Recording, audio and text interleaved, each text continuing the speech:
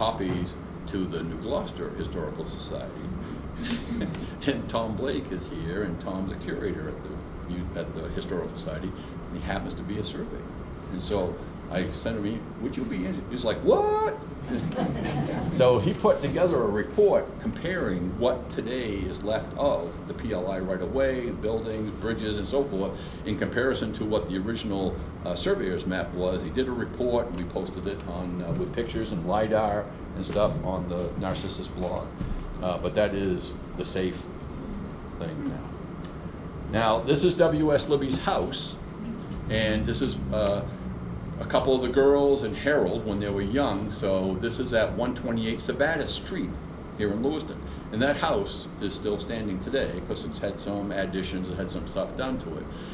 But it shows here, it shows them running out to them. So Alla and Gertrude are the daughters, Harold and then W.S. Libby Jr., who hadn't been born yet in this one.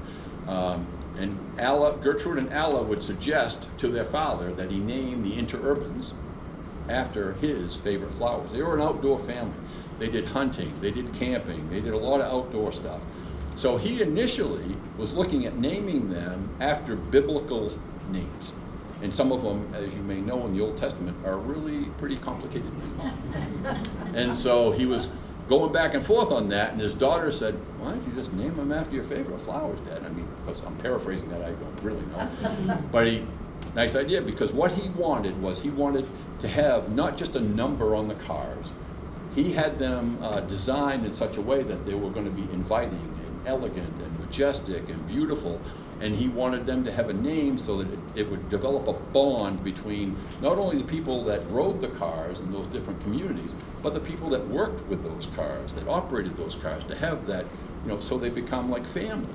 And so the names, and so the author, the artist that did the cover of the book, Amy Gagnon, I commissioned her to do a picture of each of the flowers that the original 6 cars were named after. And then in 1920, they had one more built, and they named it, because it was during 1920, during the Maine Centennial, they named it Maine. And you'll see where Maine comes back here in a minute. Where 128 Savannah Street, what's around there? I'm trying to get a fix on it. It's right at the corner. It's at an intersection where there's a light, and it's right in the corner. I went there and took, pardon? With College Street? I don't think it's College Street. I think it's Wood Street. I mean, I've been there and took pictures of it. No, when I go home, I'll yeah. take a look at it. But that's why I put the street address, so you can, get your phone out and Google 120. Ah, yeah, that's right. Nichols. Yeah. So he, they named the Interurbans, had the lines built, and before it opened, just a few weeks before it opened, he died. W.S. Libby died, and it was like the middle of May, and the line was supposed to open up the end of June, so it's just 5 or 6 weeks before the opening of the line. So it caused a mess, because he was the major stockholder, if you will, in the company. And Henry Dingley was the other, but he really was the mover and shaker in the thing, and he passes away. And so it was originally the Portland, Gray, and Lewiston Railroad. And so what happened was, there was turmoil. They still opened it up, but within a few months, ownership changed. Harold became a manager, but the name changed to Portland-Lewiston Interurban. So it didn't open up originally as the Portland-Lewiston Interurban, but within a few months it became the Portland-Lewiston Interurban. So these are guys from Lewiston Auburn, from the mills. Libby Mills, Libby Dingley Dam, Androscoggin Electric Company. He owned. At one point, he was considered probably the richest guy in Maine. Because he had businesses not only here, he had businesses in Mexico that were like baking cookies. So when W.S. Libby's wife passed away, the grandchildren found that she had kept a personal diary for more than 50 years. And they used that to create a biography of W.S. Libby using her notes. And they worked with Bates, because many of the kids graduated from Bates, and because he was a philanthropist that gave money to Bates. And so they created this biography, and Bates has a copy.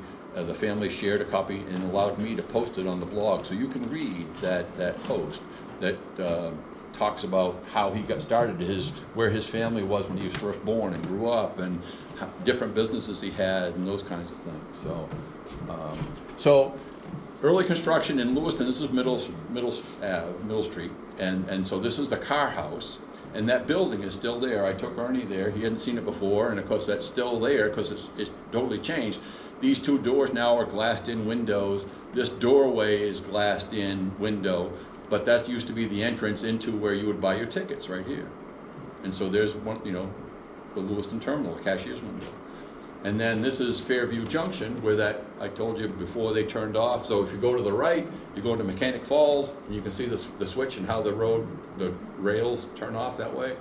And so there's the lever that changes the switches around, and there's the phone booth. And you can see that each of the cars, each of the vehicles had their own phone system, and the dispatcher is upstairs right there. He's sticking his head out the window. And so what they would have to do is they'd have to go off and flip the switch, turn off the tracks, get to the top of the hill of Poland Road there, and then go in, unlock that, ring up the dispatcher, get the orders, be sure what they were doing, who they were doing it with, get back in the car, and then start down the right of way. And if they hadn't flipped that switch, then the Androscoggin cars that would be coming along would end up going down Poland Road and would probably derail and be a mess. So you will read on occasion there would be accidents there because of situations like that. But this phone system was important because once you get on that 30-mile right of way, if there's snow, blizzards, snow, accidents, that kind of, how are you going to communicate when you're out in that rural area like that?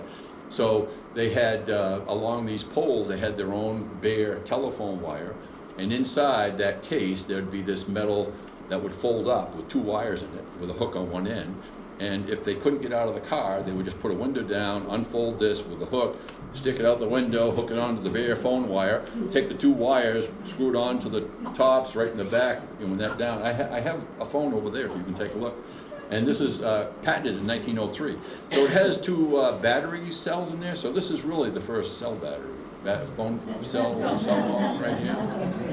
And so there's a magneto set up in there with a bell system, so they would put the electric and then crank it up. You hear the bells, do short rings, long rings to call the dispatcher and say, we've had an accident, or we can't get through this snow, or whatever it might be.